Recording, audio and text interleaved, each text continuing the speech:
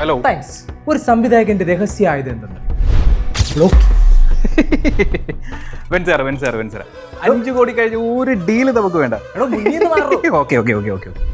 അതെ, ഇങ്ങനത്തെ ബ്ലോക്കിംഗ് ഇല്ല, ക്രിയേറ്റീവായ ബ്ലോക്ക്.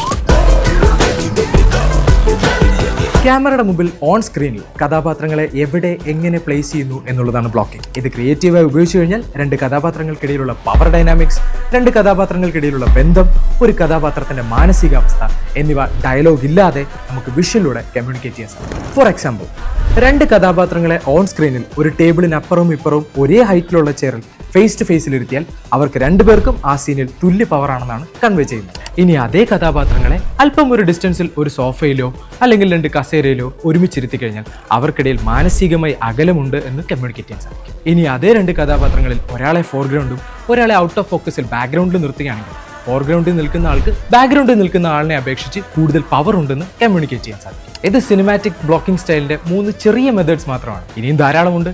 ഇതിനെപ്പറ്റി വിശദമായി അറിയാൻ join Tiju's media school, where talent meets tech.